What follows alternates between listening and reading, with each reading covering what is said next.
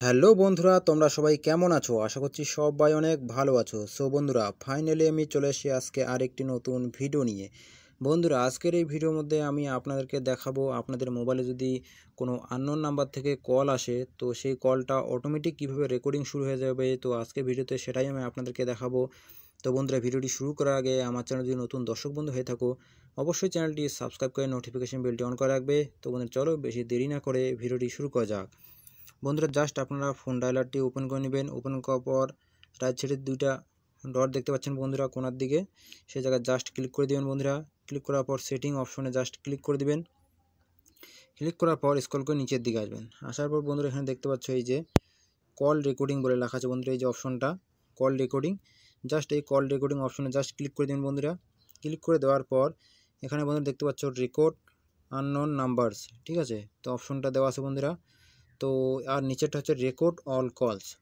তো আপনার মোবাইলে যদি এই রেকর্ড অল কলস যদি এটা সিলেক্ট করে দেন, তাহলে কী হবে বন্ধুরা, আপনার মোবাইলে সব কল কিন্তু রেকর্ডিং শুরু হয়ে যাবে অটোমেটিক, ঠিক আছে। তো এটা আমি অফ করে দিলাম। আর এই যে উপরেরটা, সবার উপরেরটা হচ্ছে রেকর্ড আননোন নাম্বারস। এই যে বন্ধুরা, রেকর্ড আননোন নাম্বারস মানে আপনার মোবাইলে যদি নাম্বারটা সেভ না থাকে, ঠিক আছে, নতুন নাম্বারে কল আসে, তাহলে এই অপশনটা জাস্ট অন করে দিবেন।